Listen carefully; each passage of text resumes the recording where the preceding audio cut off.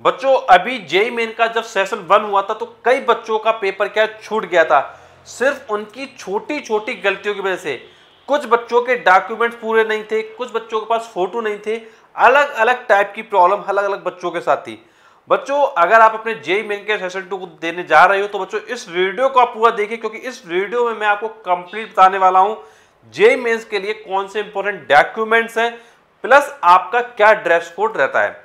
तो चलिए हम लोग बात कर लेते हैं, सारे पॉइंट को समझते हैं। देखिए सबसे पहले हम बात करते हैं जेई मेंस का जो सेशन 2 है उसमें क्या डॉक्यूमेंट्स रहने वाले हैं।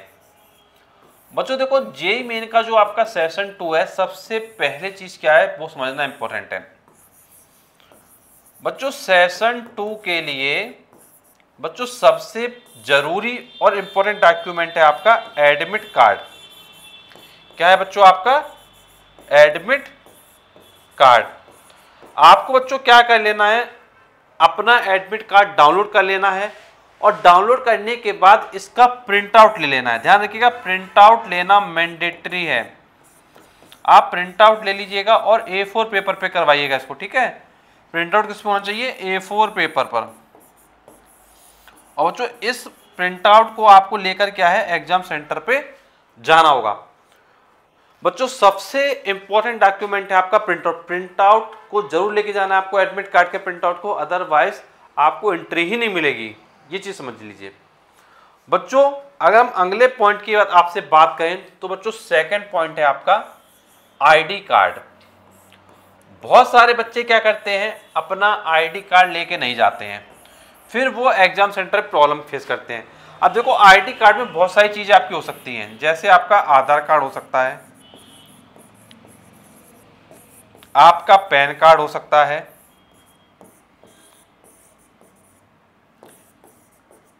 आपका कोई ड्राइविंग लाइसेंस हो सकता है, आपका जो पासपोर्ट हो सकता है।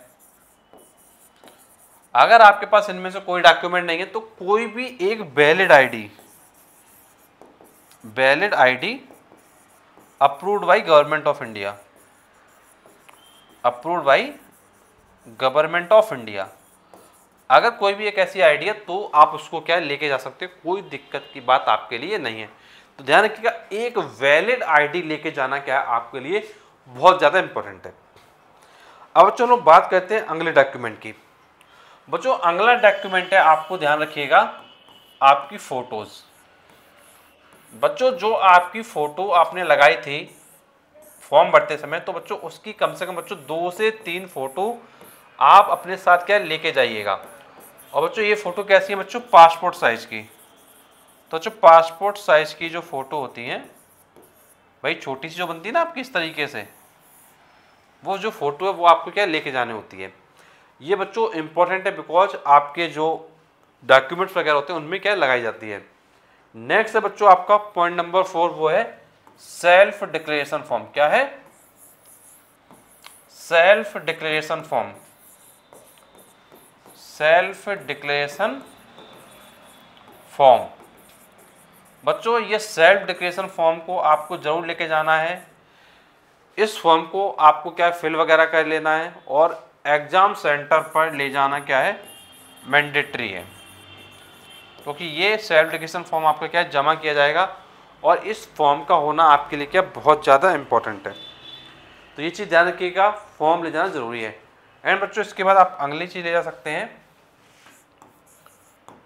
आप पेन ले जा सकते हैं। बच्चों आप पेन क्या चाहिए बच्चों? ट्रांसपेरेंट होना चाहिए, ठीक है। जो ट्रांसपेरेंट पेन आते हैं ना, तो ट्रांसपेरेंट पेन आप ले जा सकते हो।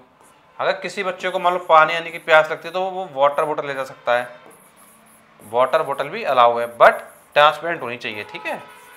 कैसा होना चाहिए बच्चों? आपका ट्रांसपेरेंट होना चाहिए। एंड बच्चों अगर कोई बच्चा ऐसा है जिसको कोई प्रॉब्लम है इन डॉक्यूमेंट्स के रिगार्डिंग, तो कमेंट बॉक्स में आप लोग क्या पूछ सकते हो। बच्चों आपसे अब बात करेंगे नेक्स्ट पॉइंट की। बच्चों बात करते हैं अब ड्रेस कोड की, कि ड्रेस कोड क्या रहता है। बच्चों देखो नॉर्मली आपको क्या करना है, अगर आप एक बॉय स्टूडेंट हो तो बच्चों आप क्या कर सकते हो, आप अपना जीन्स टी शर्ट पहन के आ सकते हो, कोई दिक्कत की बात नहीं है। लेकिन बच्चों बहुत बच्चे क्या करते हैं, बहुत ज़्यादा कपड़े पहन लेते हैं, तो वो सब चीज़ें नहीं करनी है। और ऐसे कपड़े नहीं पहनना जिस पे कोई मेटल का कोई आइटम लगा हो। कोई भी अगर आपका मेटल का आइटम लगा तो उस चीज़ को क्या है आप अवॉइड करिएगा। तो मेटल का कोई भी आइटम उस पर नहीं लगाना चाहिए। और अगर गर्ल्स हो आप लोग तो आप नॉर्मल अपना क्या है टी शर्ट और जीन्स पहन सकते हो, या फिर अपना सलवार कुर्ता पहन सकते हो। एंड इसमें भी ध्यान रखें कि मेटल की जो चीज़ें हैं वो नहीं होनी चाहिए, इसको आप क्या अवॉइड रखेंगे। एंड जब आप एग्जाम सेंटर पे जा रहे हैं तो देखो क्या होता है अक्सर, जैसे मान लीजिए कुछ बच्चे होते हैं जो क्या करते हैं, उनको अंगूठी पहनने का शौक होता है, जंजीर पहनने का शौक होता है, या घड़ी पहनने का शौक होता है, या कड़ा वगैरह पहनने का शौक होता है। तो अलग अलग बच्चों के शौक होते हैं। तो अगर कोई भी आपके पास मेटल का आइटम है तो वो आपको लेके नहीं जाना है। कोई भी आपकी इलेक्ट्रॉनिक डिवाइस है तो वो भी आपको लेके नहीं जानी, क्योंकि एग्ज़ाम हॉल में ये ले जाने की परमिशन आपको नहीं दी जाएगी। इसी तरीके से गर्ल्स हैं, अगर गर्ल्स के पास रिंग है या नेकलेस है या चेन है तो ये चीज़ें भी आपकी क्या है अलाउ नहीं है। और एक चीज़ ध्यान रखिएगा, जो बेल्ट वगैरह होती है वो बेल्ट भी अगर मेटल का पट्टा बढ़ाए तो वो भी कई बार वो लोग हटाने के लिए बोल देते हैं। तो ये चीज़ आपको ध्यान रखनी है कि ये ड्रेस कोड की छोटी छोटी चीज़ें जो आपको समझना है। एंड बच्चों एग्जाम सेंटर पे जाए तो कुछ इंपॉर्टेंट चीज़ मैं आपको बताने वाला हूँ। मैं आपको सिर्फ 30 to 40 सेकंड में कुछ इंपॉर्टेंट चीज़ें बता देता हूँ। देखिए सबसे ज़रूरी चीज़ है कि जब आप एग्जाम सेंटर पे जा रहे हो, जब आप एग्जाम सेंटर पे जा रहे हो तो पहली और सबसे ज़रूरी चीज़ वो है रिपोर्टिंग टाइम पर ही पहुंचना। क्या बोल रहा हूँ, रिपोर्टिंग टाइम पर पहुंचना ही है, क्योंकि आपकी जो एंट्री है वो स्टार्ट हो जाएगी। एक बार अगर गेट क्लोज हो गया तो वो आपको एंट्री नहीं देंगे। तो ध्यान रखिए गेट क्लोज अगर हो गया तो मतलब क्या हो जाएगा, आपका नो एंट्री हो जाएगा। और बहुत सारे बच्चों का अभी जेईई मेन का जो सेशन 1 था वो छूटा भी था। मैंने आपके लिए वीडियो भी डाला था, मैंने आपको बताया भी था कि किन बच्चों का पेपर छूट गया। तो ध्यान रखिएगा कि रिपोर्टिंग टाइम बहुत ज़्यादा इम्पोर्टेंट है और रिपोर्टिंग टाइम पर ही आपको क्या करना है, पहुंचना है। ये चीज़ क्लियर हुई आपको कि नहीं, आपको रिपोर्टिंग टाइम पर ही पहुंचना है। एंड दूसरी चीज़, किसी भी कैंडिडेट के साथ आपको आर्ग्यूमेंट नहीं करना है। देखो क्या होता है कि हो सकता है कि आप अपने क्लासरूम के टीचर्स के साथ आर्ग्यू कर लेते हो, लेकिन अगर आप सेंटर पर आर्ग्यूमेंट करोगे लेट आने को लेके या किसी चीज़ को लेके तो आर्ग्यूमेंट से बचना है। इसीलिए आपको सारे डॉक्यूमेंट वगैरह पहले से लेके जाना है, क्योंकि आप आर्ग्यूमेंट तो करोगे तो फिर क्या होगा, अगर आपकी आर्ग्यूमेंट इस बहस तक पहुँच गई कि ज़्यादा लड़ाई झगड़ा होना शुरू हो गया तो भाई FIR वगैरह भी तुरंत हो जाती है। ये चीज़ ध्यान रखिएगा, क्योंकि वहाँ पर पुलिस वगैरह सब कुछ लगी रहती है, सारी व्यवस्थाएं होती हैं। तो अगर तुमने बदतमीजी करी तो तुम्हें आफत आने वाली है। और तीसरी चीज़ ध्यान रखिएगा कि चीटिंग का बिल्कुल मत सोचिएगा, क्योंकि चीटिंग बिल्कुल आप नहीं कर पाओगे, क्योंकि कंप्यूटर बेस्ड टेस्ट होता है, सारे कैमरे वगैरह लगे रहते हैं, इन्विजिलेटर क्या है पूरा राउंड वगैरह मारते रहते हैं, तो चीटिंग का कोई सवाल ही नहीं है।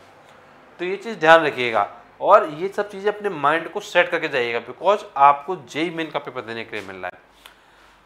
और बच्चों मैं आपसे बस इतना ही कहूँगा कि अगर आपको अपनी तैयारी अच्छी करनी है तो डेफिनेटली क्या करना है, चैनल को जरूर सब्सक्राइब कर लेना और जो हमारे लेक्चर्स अपलोडेड हैं उन लेक्चर्स को आप लोग क्या देख सकते हैं। एंड बच्चों अगर आपको हमारा वीडियो अच्छा लगा तो प्लीज़ वीडियो को लाइक करिएगा और चैनल को सब्सक्राइब जरूर करिएगा।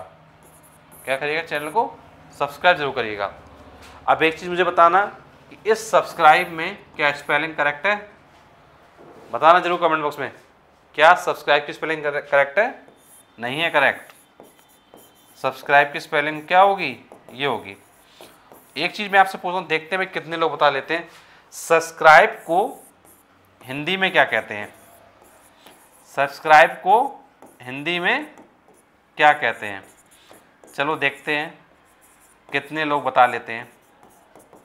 तो बच्चों मुझे उम्मीद है कि आपके लिए वीडियो काफ़ी हेल्पफुल रहा होगा। अगर कोई भी आपका डाउट है, कोई भी कन्फ्यूजन है, नीचे कमेंट बॉक्स में पूछ लीजिएगा। एंड अगर आप लोग कानपुर में बेस्ट IIT कोचिंग सर्च करें तो आप लोग RS इंस्टीट्यूट कानपुर को भी ज्वाइन कर सकते हैं, क्योंकि यहाँ पर IIT तैयारी की क्लासेस करवाई जाती है। तो चलिए बच्चों आपसे मिलेंगे अगले वीडियो में, तब तक के लिए थैंक यू सो मच।